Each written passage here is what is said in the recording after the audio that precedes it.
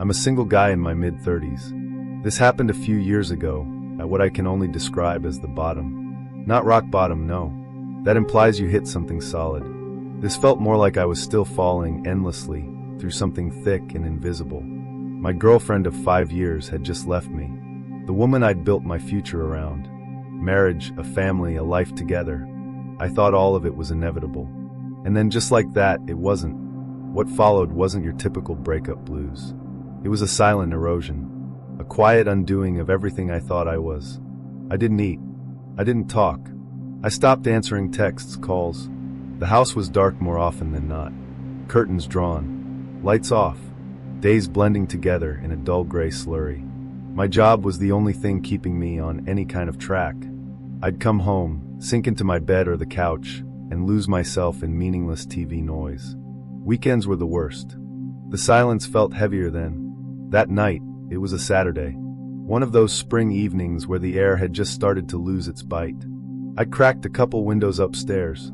It made the house feel less stale. I remember I was lying on my bedroom couch, the one that faces the mounted TV, and just zoning out. Around 9 p.m., my phone buzzed. My mom again. That was her fourth call that day. I didn't pick up. Couldn't. I knew she meant well, but I couldn't deal with her worry. Her voice reminded me I was still alive, and at the time, that wasn't comforting. I let it go to voicemail and started flipping through random movies. Most of them blurred together, but one thumbnail caught my eye, not because it looked good, but because it looked so off. Grainy.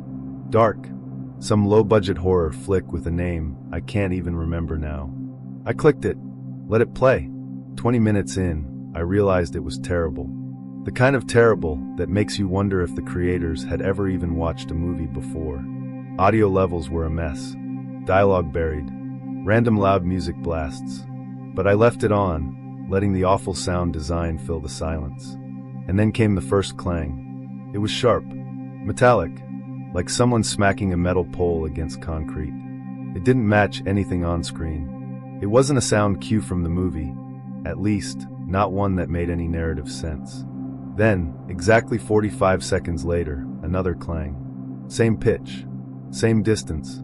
I thought maybe it was some experimental soundtrack loop. But it didn't feel random. It felt patterned. Purposeful. I paused the movie when I got up to use the bathroom. And when I came back, as I hovered over the remote, I heard it again. Clang. Loud. Clear. But the movie was still paused. My stomach tightened. That sound, it wasn't coming from the TV. It was inside the house. I stood there, frozen, scanning the room. At first, I tried to rationalize. Old pipes? Radiator? Some weird echo from outside?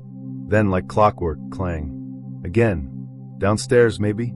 I grabbed the pocket knife I kept in my desk drawer, mostly symbolic, but it felt better than nothing, and began checking the house. Closets. Pantry. Behind doors. Even under the bed. Nothing. No broken locks. No open doors. No obvious point of entry. The house was still quiet. As I made my way back upstairs, I heard it again, fainter this time, but still the same sound. I stepped into the bedroom, confused. I had just been up there. That's when I remembered the open window. I crept over, pulled the curtain aside, and peered out into the backyard. What I saw made my blood run cold. A boy, maybe 7 or 8, standing completely still in the yard beside a patio chair, holding a long white PVC pipe in his hand. He looked like he had been carved out of the darkness itself, barely visible, save for the pale gleam of the pipe and the whites of his eyes reflecting porch light. Then, as if to confirm the horror, he slowly raised the pipe and struck the metal leg of the chair. Clang. I stumbled back from the window. Every hair on my body stood on end. What the hell was a kid doing in my backyard after 10 p.m.? And why was he just standing there? Still trying to make sense of it, I thought maybe he was lost. Scared. Wandering from a neighbor's home. But then another question formed in my mind. Why was he doing that? Repeating that noise over and over? If he needed help, why not knock on the front door? Why not speak? I decided to go downstairs. I flipped on the porch light to give him a sense of safety. Maybe he'd approach the door if he saw I meant no harm. My hand was on the doorknob when a sudden, gut-deep instinct stopped me cold. Something was wrong. This wasn't a scared child. This was bait. I let go of the doorknob and moved instead to the narrow window beside it. I tilted the blinds just slightly and peered through the crack. And that's when I saw them. 2 men, dressed in black, crouched below the back deck, completely hidden from where the porch light reached. One of them looked up suddenly, right at me. I didn't wait. I ran. I bolted upstairs, phone in hand, dialing 911 as I sprinted. I just reached the top of the stairs when I heard it.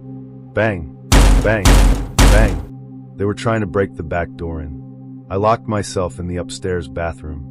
The shaking started before I even realized it. Cold fingers, dry throat. I could barely get words out when the dispatcher picked up. I stammered through the address, told them intruders were inside, or about to be.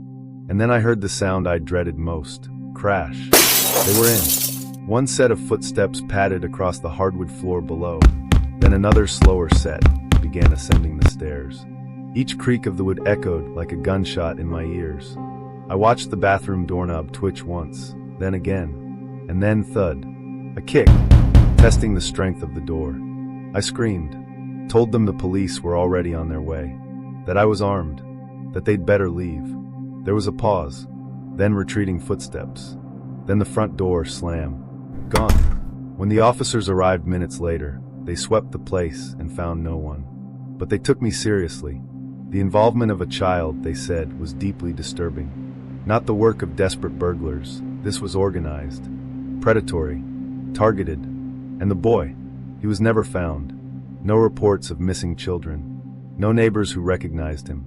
Was he a victim or a willing participant? I still don't know. That's what haunts me. I moved soon after. Got therapy. Tried to pick up the pieces of my life and make sense of the darkness I'd looked into. I have cameras now, motion lights, alarms, layers of security, but no system will ever erase that sound from my memory. And on the stillest nights, when the house is quiet and the wind taps lightly against the walls, I sometimes still hear it. Clang, clang, clang.